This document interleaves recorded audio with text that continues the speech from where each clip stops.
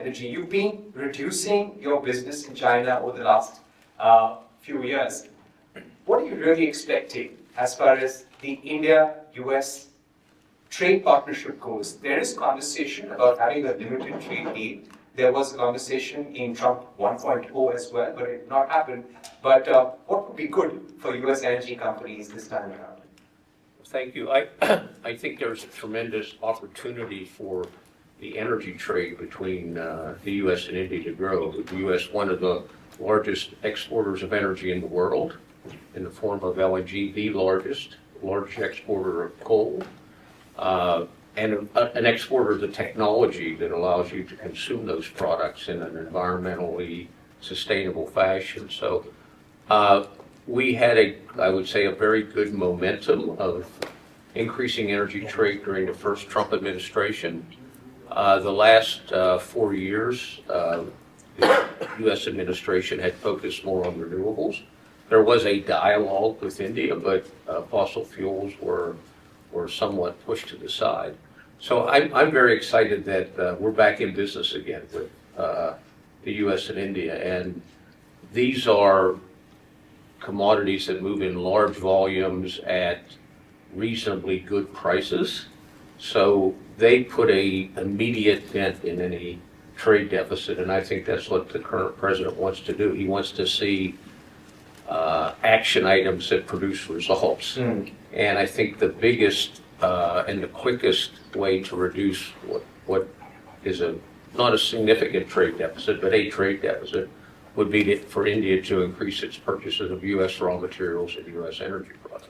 You know, it's interesting that you raised that because just yesterday I was in conversation with Rich McCormick, the Republican lawmaker, and his first line was, my challenge to India is stop buying Russian oil. You cannot be financing the war in Ukraine, stop it now. So when the message is so clear, clearly there is going to be an attempt by the Indian government to increase energy imports from the US, and we are expecting, there are conversations on having long-term LNG contracts, contracts to buy more crude oil from the US.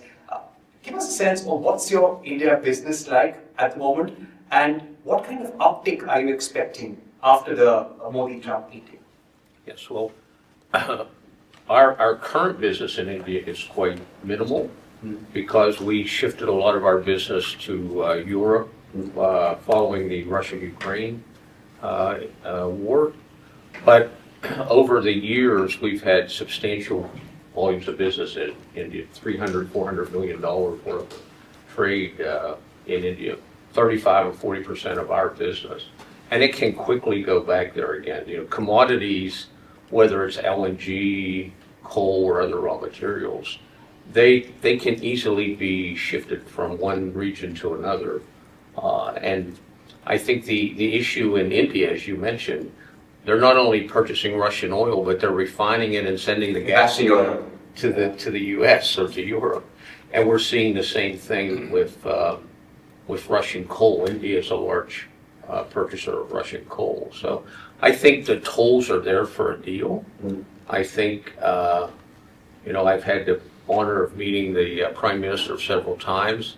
I'm always impressed with his knowledge of details, and he's well briefed and very knowledgeable about topics at hand. So I think he'll go into the meeting with some ideas, and certainly the president never seems to be short of ideas in a meeting. So I'm quite excited about the opportunity here. You know, I'm not sure whether we should expect too much from this visit because they're meeting for the first time, and they would be probably spending maybe 4 to 5 hours altogether, and this is probably a day and a half long visit, a very tight working visit. But Mark, do you get a sense that India would like to just make sure that this visit goes off well?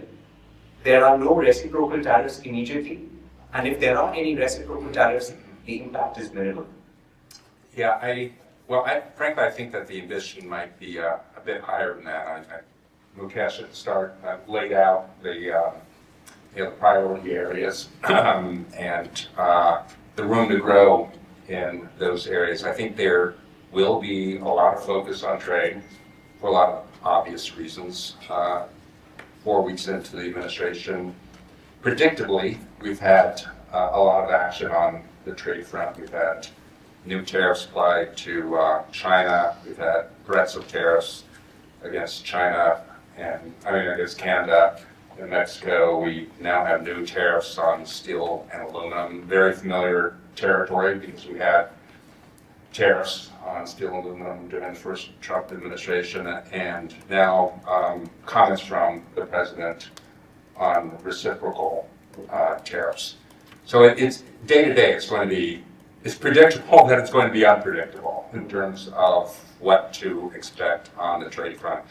That said, though, I do think the time's been right. I've been writing and talking about this forever for the two sides to up their game on trade, to really accomplish something in terms of negotiating a big trade deal. Trade economics, but more specifically trade, has lagged behind other aspects of the relationship, certainly the geostrategic and defense cooperation areas. We started doing that work during the first Trump administration. I was a career trade guy, but I was the first U.S. Negotiator on that trade deal, that GSP deal, that eventually fell apart, but working for Bob Lighthizer at the time. And that was a really interesting moment because for the first time, the two sides really bellied up to the table, got a lot of things out on the table in terms of negotiations, got very close to a trade deal. I think learned a lot in terms of working together bilaterally. And much of my career had been in Geneva and the WTO with India, which was always not good. Bilaterally, the two sides found that they could work together. I am confident that they will come out of this meeting tomorrow with a mutual pledge to launch negotiations on a big trade deal, bigger than the last time. It will be ambitious. The timing is likely to be ambitious. And I just sense that there's a real commitment on both sides. And things are different from the last time around in the sense that it will be a larger group of issues, allows for more trade-offs, more creativity in terms of concessions, more transactional approaches.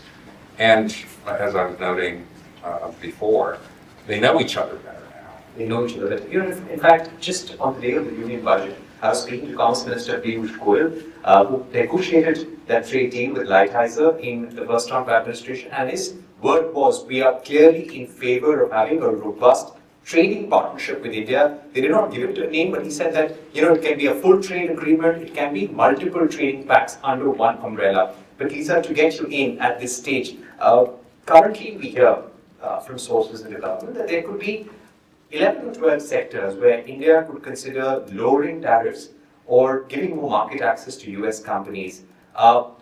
Eric Garcetti, the outgoing US ambassador to India, he mentioned that the India-US partnership is great. We're a lovely married couple, but we're not really working up to our potential.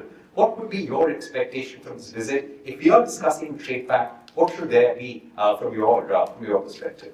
I appreciate that. It sounds a little bit like we need marriage counseling at the same time. That's what trade negotiations are like. Very much so. And I think it builds on what Ernie was saying too. When we think about those raw material inputs, there are a lot of common interests. There are common agendas both in the US and India right now. When you look at an all-in energy policy, ease of doing business, regulatory simplification, you're making sure that we're really enabling and encouraging that environment for domestic production.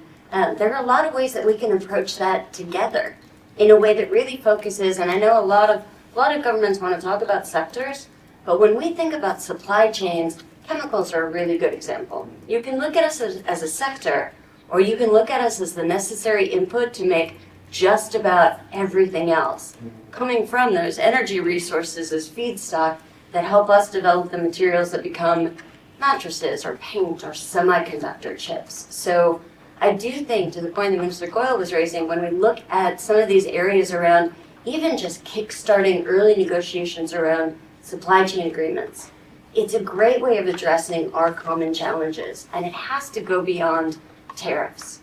if we have that common conversation around things like sound science, risk-based regulatory procedures, and custom simplifications, so things like quality control orders at the border become an efficient way of managing trade without creating this overly bureaucratic or, quite frankly, just confusing system that can make it that much harder to source those raw material imports into domestic producers in India and the United States. So I think the more we can focus on addressing what are those real commercial common challenges, and that's where we have a huge advantage between the What's the biggest pain point for you in India? So right now, and a lot of it would be some of these import measures that have been implemented against across our industry, particularly because they're just very difficult to manage the process. When we talk about certainty, QCOs are a good example. When they're announced, but then the implementation is in 90 days, or delayed, or postponed. When you have things on the water, it becomes very difficult to manage that process. And not knowing exactly what are consistent application of standards, what are the requirements we need to meet. We are happy to work within a heavily regulated system, but you need the certainty. And that's what's challenging, especially when you're just looking to meet your customers' expectations, including more innovative products that allow them to build that next generation of how they're leading markets. That's very important because as you speak about the chemical industry or be it the energy industry, all these contracts that we speak about, these are long-term supply chain contracts which have been probably signed 1 year in advance or 2 years in advance. So to change things around within 90 days or 45-day period becomes very difficult. Ernie, I know you wanted to come in. Give us your... I was just going to say, India has a history of having free trade agreements, bilateral free trade agreements. They have one with Australia, they have one with Indonesia. They cover energy sectors, national resource projects. There's nothing that would prohibit them from following that same process with the U.S. And I think that's what the current administration wants. It wants to sit down with a partner and make a deal. And I was just going to say, I think if you look at what this administration's done in the last 3 weeks, I don't think anyone could say that expectations could ever be too high because they surprise us every day with, kicking it up another level. So I would say that the sky's the limit on what could happen here for the next day. Again, you're speaking about what Republican lawmakers have been saying. They're saying that what India should do is reduce tariffs in all areas which are critical for the US from a supply chain perspective, but China has the competitive advantage. How can India go about that? And give us maybe the top 3 or 4 sectors or top 3 or 4 pain points from your perspective. So to give you an example, India has a 2.75% tariff on US coal.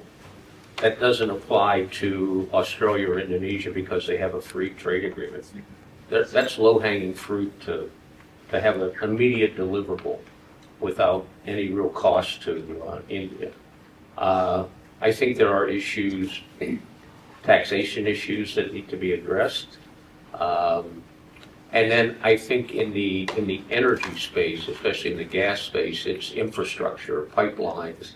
How can the U.S. help India develop an infrastructure network to take advantage of additional supplies of LNG?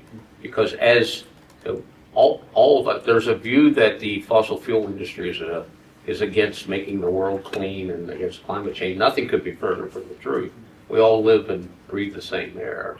But I think there's a lot that India can gain from a technology standpoint from private companies and U.S. technology companies to help them make this energy transition to what may be a reduced emissions environment rather than trying to just have a radical change that is very costly to the Indian economy.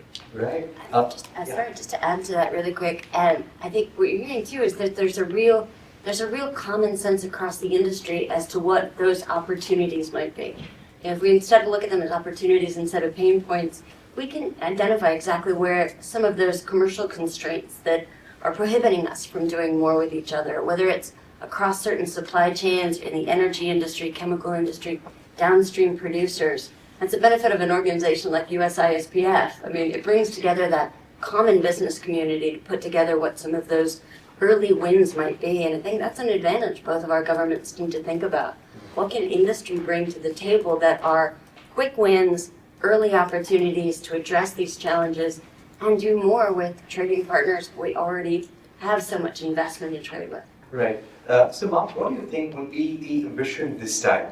A full FTA, and FTA negotiations can take years. Europe was almost, with Europe we had negotiations for 15 years, they fell through. We're now having negotiations.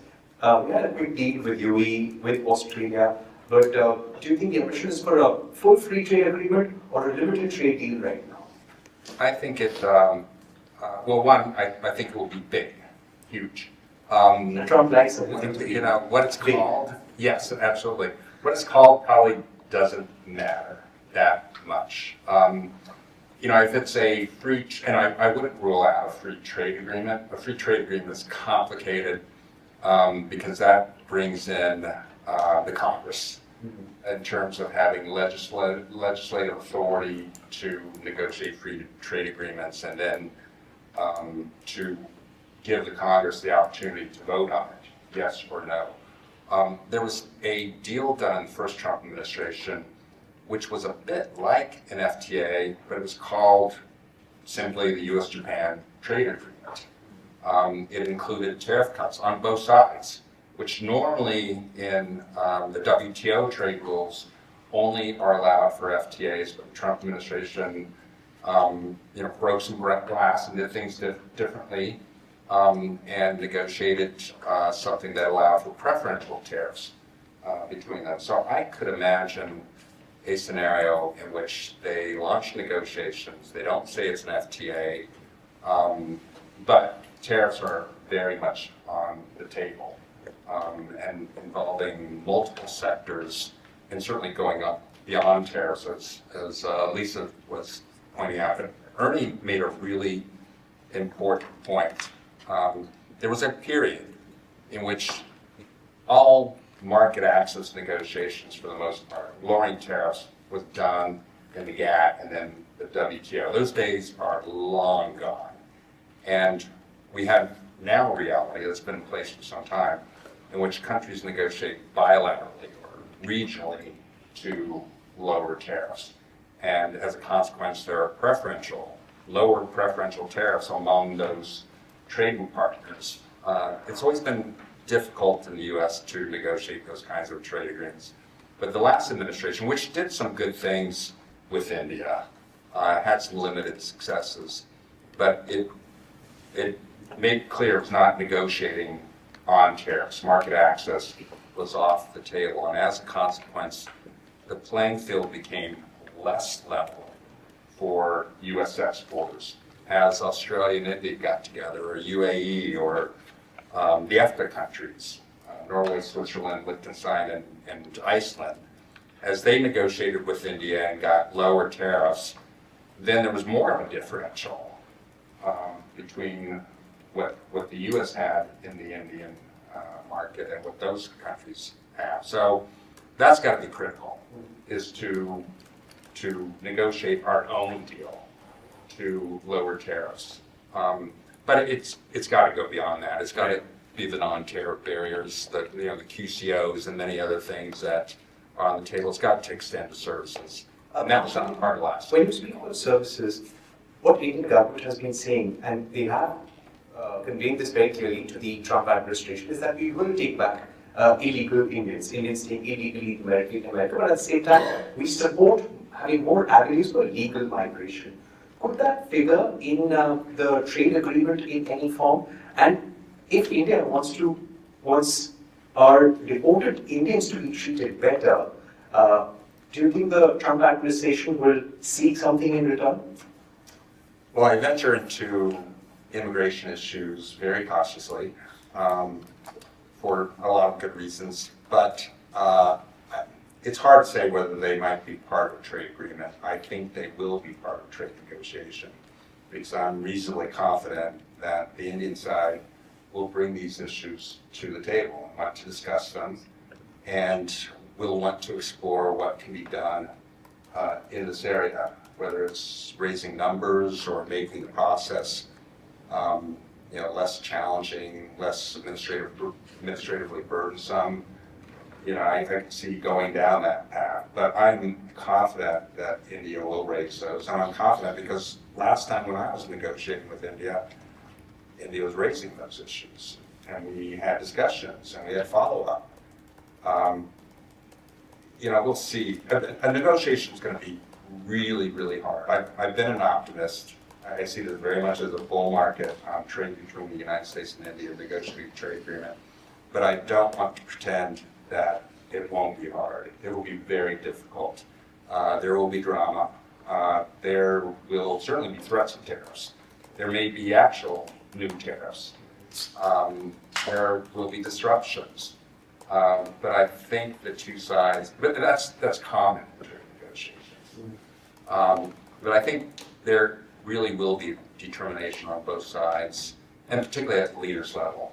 Having the leaders directly involved and pushing the negotiators really makes the difference. So, I'm confident it can get done. Right. Lisa, my next question to you would be about China. US companies have been delinking from China, but it's taking time. And many organizations have said that it's going to take years, maybe 10 to 15 years to delink to the extent that Donald Trump wants. But if India wants to rise up to the China plus one opportunity, what more does it need to do right now? Well, I think in building, this builds on what Mark was talking about. If it's not a full FTA agreement, if we think about things like critical supply chains, and India was really constructive in those negotiations, even under IPAF for the last couple of years. But how do we actually operationalize that? And that's one of the challenges we've seen with a lot of governments. There's very much a focus on the end product, but supply chains, that's a lot of production across that, starting from the energy resources through chemical products. So you can't just have lithium and make a battery. There's a lot of components that go to that. And that's one of the areas of opportunity. If you start maybe building block agreements around those, identify what are those materials, whether it's semiconductor chips, pharmaceuticals, construction materials. What are the industries it's in our mutual interest to be growing? How do I identify what are the components, critical components of those supply chains, and then focus on those areas of commercial opportunity, our common interest in that ease of doing business, to identify those specific areas of this is what slows those investments down. This is how we source more to each other. How are we looking at this from how do we advantage rather than restrict? That's a great way. We would see that as a great path forward of demonstrating how we're each other's trusted trade partners. Right. My final set of questions, and Ernie, if I could ask you, we had great and tough trade negotiations last time, but there was no X factor. There is an X factor this time, or the Musk factor. Elon Musk is very much part of the Trump administration. Nobody knows how long, but currently he's got Donald Trump's ear. He is his advisor. He's heading the Department of Government Efficiency. What's going to be his influence on any trade talks with India? Well, first of all, I have a bias to the X factor from Xcoal. But I think it's an outside set of eyes, an objective set of eyes. I think it will find its walls because eventually you can only break glass so long and then you start hitting concrete. So I don't know where that line is at, but I think for now, I think the administration has taken a view, my personal view, that this is a blank sheet of paper, and let's start from like zero budgeting and figure out what we build up. Again, very hard to change something that has been built over 250 years, 300 years. But I think most people, and especially if you get into the heartland of America, are excited to see this today. Of course, those are the people that were the big supporters to put Donald Trump in the presidency. So I think he's playing to his political strength. Right. So that would be my final question to you, Mark. When we speak about Musk, he's somebody who has tremendous business interests in China, a huge manufacturing base in China. He's been speaking to the Chinese government to have a greater rollout of autonomous vehicles. Keeping all of that in mind, when you have someone who's got such deep interest in China, how will that impact Trump's policies vis-a-vis India? Could at some point there be a deadlock? Do you think there will be a pushback from Trump's own people when it comes to high tariffs or pushing India on tariffs? Well, number one on trade, I think the president himself will be the top negotiator on the U.S. side.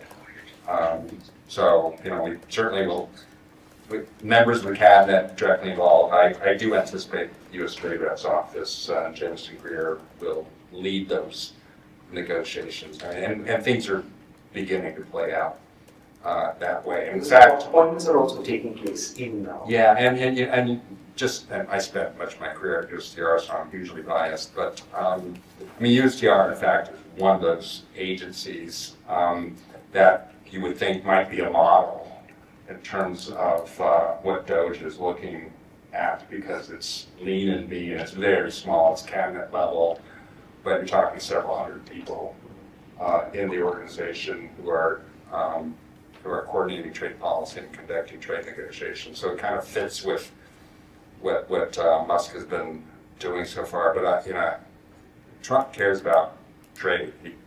Tariffs for decades have been a preoccupation for him. So I think he will lead the negotiation, and he's going back to the last administration, the first Trump administration. He talked about India, and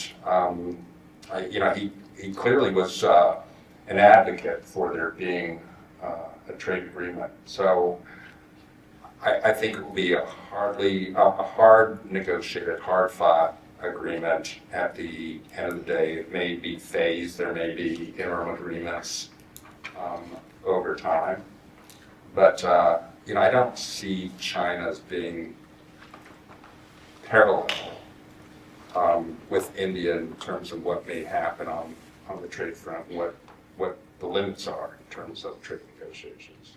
All right, so fantastic talking to all of you about the US-India trade partnership, what we can expect over the next few weeks, months, or maybe the next 1 year. But clearly there is a vision that there should be more trade, there should be lower tariff barriers, non-tariff barriers on the Indian side, and more predictability in policy making, and more energy imports from the US as well. Thank you once again to all of you. Thanks, Parikshit, Mark, Lisa, and Ernie. If there any Q&A, please head to our panel. Otherwise, we can commence with a small break, and then we will begin our second panel at 2:30 sharp. If there are any Q&A, please. Let's have a seat. That is, if there are questions. Just bear in mind, we only have that microphone there, so you'll have to speak up a little bit, but name and affiliation. If any questions, guys. Ernie, you have to come back. We must do. Yeah. Mr. Cunningham. Sure. Thank you so much. First of all, having watched Parikshit for so long on small screens across oceans, such a pleasure to have you here in the snows of Washington and to see you in person. It's a pleasure to see you. Thank you for being here and joining us. I've been watching this relationship for 15 years or more. And one thing that I've seen change is the increasing importance of the Indian American community here in the United States, especially in the political world. Let's not forget, the elections last November, the Democratic candidate was a woman of Indian American origin. The Republican vice president's candidate's wife was Indian American. You had Indian Americans on both sides of the top of the ticket. It's remarkable. This year, I predict we'll see Indian Americans running for Senate and possibly running for additional seats as governor in the US. This gives India a tailwind that really no other country that Donald Trump might be negotiating with, jousting with, I think he will be, my own assessment, I'm curious what the group thinks, is that as Trump faces off against Modi, he'll be very conscious, how will this play with the Indian American community here in the United States, who are up for grabs. They're Republicans, they're Democrats, they really straddle the aisle quite nicely. I think he'll be very interested in how does he cause this relationship to strengthen his political bonds with the Indian American community. I just wonder if any of you see that as being a useful backdrop for trade and other negotiations with India. It's an important point because one, it's a big vote bank, and secondly, a big tax-paying community as well. Mark, would you like to take that? Yeah, it's a really interesting point, and one I haven't thought about in depth in terms of a factor, but it makes a lot of sense. And certainly what I've seen in the first Trump administration and this time so far is that the president seems likely to want to approach India in terms of reaching an agreement and it being mutually beneficial and it not simply being about taking aggressive action and not really being interested in doing a trade deal. So it might contrast with Europeans, for example, or maybe even Canada. It's been kind of remarkable to try to assess that dynamic where, I mean, sometimes it seems like it's mostly about raising the tariffs as opposed to leveraging them. And I do feel that the approach with India is certainly threatening tariffs, but very much leveraging them and the objective being a trade agreement that should sell well on both sides. And it's clear, I mean, you referenced Mr. Goyal before, and he's been talking about a big trade deal since the first Trump administration. He tried during the Biden administration. The Biden administration just was not doing those big trade deals. So I think there's a very willing partner. I mean, frankly, I think the two are very willing partners. And, the issue you raised in terms of what we've seen with the Indian American population in this country, which has grown so much, has created so much vibrancy. And in fact, I spent a career at USTR, but over the years I found that so many of my colleagues, mostly American-born, were of Indian Asian descent. At the table with me, with India being on the other side. So it's a fascinating dynamic. Right. Thank you. Any more questions? Yeah. So I'm Sahil, co-founder and CEO of T2, based in Bay Area. How is your view on the nuclear power plants being now opened up in India? And because initially when India became nuclear power, the US was not viewing it in a classic way. But now the way it is opening up for the private sector and for energy consumption increasing high in India. What's your view on those sides? Who would like to take that? I think nuclear power is a cornerstone of the transition to whatever the new energy future may be. And I think the U.S. has great technology, other countries have great technology. But I think it's a tremendous opportunity as part of a trade agreement for U.S. nuclear technology for nuclear power in India. And people talk about zero carbon forms of energy. We've had nuclear power since 1945, and I think it's one of the, it should be the cornerstone of an energy program. So I'd be very excited about something happening.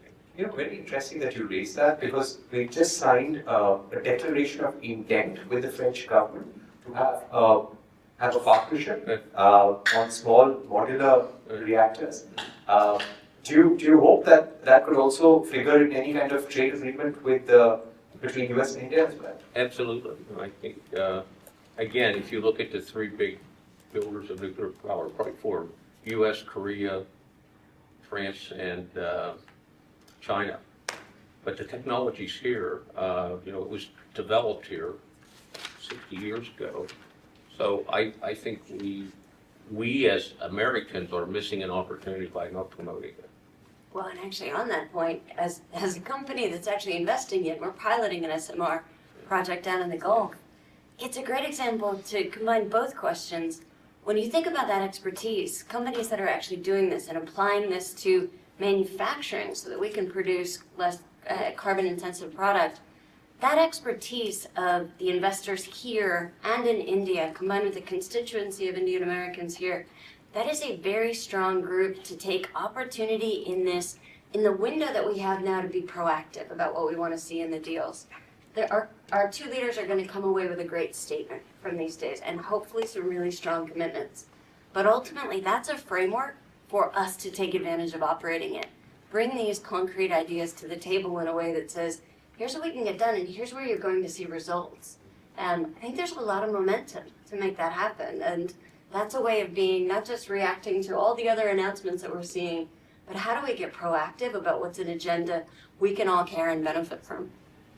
Great. On Lisa's point, on the joint statement, what we expect as outcomes here. Yeah. I read through the U.S.-Japan joint statement associated with Prime Minister's visit, and I was surprised at how lacking it was on specifics and real commitments. I think this joint statement, the Prime Minister Modi's and President Trump's joint statement, is going to be much meatier. I mean, there will be real substance and real commitments and a real plan going forward. Right. And he is a president who likes concrete outcomes whenever he has any kind of dealing or bilateral talks with the MP. But Nan here wants to ask a question. Hi, my name is Nayan. I'm with Voice of America. I'm also an editor for the Wilson Center. And I write about critical minerals diversification efforts, a topic which I have not covered. Do you think, given this administration's priorities on national security more than climate, and India had been recently signing an MOU with the Biden administration, the previous one, on diversification of critical minerals. India is not a big player in it, but there's a lot of potential in rare earths and other sectors. Do you think the Indian side and even others in the space like Australia or Japan should try and reframe this not from a climate or an energy transition perspective to the more national security, because it has defense applications, the issue of critical minerals. So do you think there is a need to reframe that, which the administration would be more willing to listen to and collaborate with going forward? I don't think it has to be either or. I think it can be both. And critical minerals cross a spectrum of sectors, not just national security and climate. But I think the one thing you find in the world is rare earths are not that rare. The problem is processing them and getting them into a final state for use. And I wouldn't rule out what India may have. I think there's a lot of testing and exploration in India that's hasn't really defined all the natural resources India has. It's a country that's blessed with a tremendous amount of natural resources. You may find some of those critical minerals or rare earths there. So I would say both. I don't think you have to make an either or decision. But yeah, it could be clearly a part, and it has been a talk of on supply chain partnership and critical minerals. We've been having that conversation with the Biden administration, which was also there under ISET. Do you expect this to be a part of the trade agreement as well? I don't know that it matters. I expect it will be a priority area for both sides. It probably will be reframed in some ways, but I think Ernie's point is it could be either. It doesn't really. I mean, it's important. It's critical. Whether it happens on the trade side or whether it happens more on the defense cooperation side, whether it's NSC versus USTR, it doesn't really matter necessarily. It will be different though, because in the Biden administration, there's so much focus on the legislation, the Inflation Reduction Act, and that's what India really wanted, rather than an MOU with the Commerce Department that was all about working together. It was having access to this market and the domestic content requirements associated with IRA. Now that's well, it's hard to know what happens next with that. So, you know, I'm sure there will be different approaches, but it will be a priority area for both sides, whether it's through a trade negotiation or through other aspects of the relationship. Right. Lisa, as Ernie was also pointing out, China does not dominate the world's lithium reserves, but the majority of the refining of lithium happens in China. What can India do to rise up to that challenge, and how can US and India have a closer supply chain partnership of critical minerals? Well, I think that's a great example, and I fully agree with what Ernie was saying. It's an all-in. And when we think about that processing, again, mutual interest, both governments want to grow more economic activity. Sharing that technology, creating the opportunities where we're not just exploring, extracting, and mining, but going all the way through to processing and then creating the value chains that go along with. And that's how you get into that broader, it's not its own separate activity. Critical minerals is an essential component of sourcing these supply chains. So the more we can combine that story and look at it from that aspect of how are we growing the economic value chain and securing all those other benefits, whether it's the defense-related, national security, environmental. You could say the same thing about so many different value chains.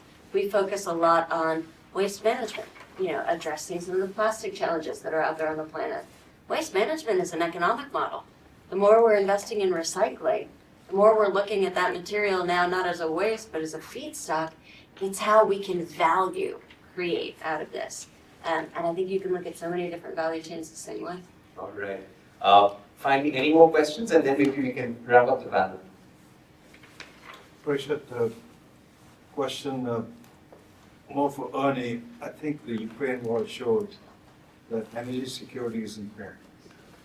And India has abundance of coal and will keep on using that. So from your perspective, what can we do that while energy security is there, we also deal with the environment issues? So, Mukesh, I think, first of all, I have to give a lot of credit to the current Indian government. They have significantly improved the efficiency, the safety, and the environmental standards of their coal mines and coal production. And they're reaping the benefits of that in additional forms of low-cost energy. But the technology is there. And I think you have to separate. I think people have lost the view that there's a line between pollution and carbon. Most people don't see that line anymore. The technology is there to solve pollution today. It's a multi-decades technology. It's proven and cost-effective and reliable. And now we're evolving into how do we solve the carbon problem. And I think what people are missing, and I think India is a good testing ground for this, is I think there's a mitigation effect that could come into play rather than an elimination effect. So India is a prime area for coal gasification. The Prime Minister has talked about that because of the resources it has. There'd be a significant reduction in India's carbon emissions just by gasifying the coal. That technology exists today. So again, as I mentioned, it's not only supplying energy to India, but there's a lot of private partnerships that could evolve to apply lower carbon emission technologies to India to allow India needs reliable, competitive sources of energy to grow. And I think over the last few years, people have lost sight of that, and now it's kind of pulling back to find a middle ground that's acceptable to everybody. All right. More questions. Yeah, more questions coming in. Hi, Jake Kansara. How do we reconcile India's objective to ensure a multilateral global reality as opposed to President Trump's reality that, America is the epicenter of geopolitics? Who do we balance towards, and who do we ensure ultimately comes out as the victor in this debate? You want to take that? Well, as a trade guy, when you speak of multilateral, that's WTO, the World Trade Organization. I don't see any, certainly of major trading countries, a real impetus or, policy priority to go back to a strong WTO. I don't see that with India. There may be rhetoric, but, again, I negotiated a lot with India in Geneva, the integrity of the system was not necessarily kind of the top goal. Now that WTO, I just wrote this yesterday for the Hindra Foundation. WTO is pretty irrelevant in this space. And the US contributed to that, India contributed to that, China contributed to that, many countries. It's not, it wasn't just a US phenomenon. Again, in the trade sphere, I just don't see that being a question of victors and whose vision plays out, because I think the vision of almost everyone these days is we're going bilaterally, we're going regionally, we're not going to Geneva to solve these problems. Khushbu also had a question. I just, if I remember correctly, I think in the beginning we heard something on the lines that there was some anxiety in India over President Trump signing a big grand deal that we have been talking about over months now with China, and then Indian interests being sidelined. During this visit, do you think there could be some sort of, Prime Minister Modi seeking some reassurances? We've been waiting for President Trump to talk to President Xi since last week, and that phone call didn't happen, as we all know, despite being announced. What kind of reassurances do you think that India is seeking in terms of, President Trump not signing this grand deal with China that in a way sidelines India's interests or hurts India's interests in some way, specifically when it comes to the trade issue and the border dispute that India has with China? We have seen some intelligence being, given to India on that clashes that happen after that as well. So I just want to get a sense from you on the kind of reassurances and what, from what prism do Trump 2.0 really see India when it comes to competing with China, tackling China in the region, but also when it comes to trade, there could be a grand deal. China is the second largest importer of pork and beef. So India is not, it's an exporter. So how do you see those, those balances coming into this visit? I'm very curious about that. Thank you. I'll just make one comment, and it might surprise people. India is a democracy, China's an autocracy. I think Modi has the ability to move quicker than Xi does, even though you would think the opposite. So, I lived, almost minute by minute the last U.S.-China trade dispute, and it lasted almost 2 years, like 20 months. Well, I don't think, there may be a grand deal coming, but I don't think it's coming quickly. And Ron probably knows, were there 12 or 13 meetings or dialogues between the two trade groups to get to what became the Phase 1 trade group?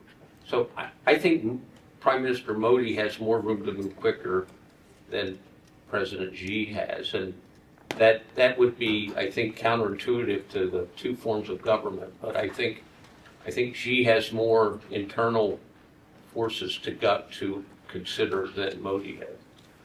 I would agree. I think there's a greater likelihood of the U.S. doing a trade agreement with India that sidelines China than the reverse. And in terms of reassurances, I expect it's more reassurances about tariffs being applied to India, particularly if it's a reciprocal tariff approach. But, just in the broadest of terms, my sense is the Trump administration is a bit more focused with China on decoupling, more decoupling. With India, it's becoming closer and integrating the economies more. So that's my take. Right. A point that Mukesh had made a little while back, that Donald Trump is going to seek a deal with India that he can use for bargaining with China. Would that be your concern as well? It hasn't been. So No, I think negotiating with India on a trade deal is for the sake of a closer relationship with India.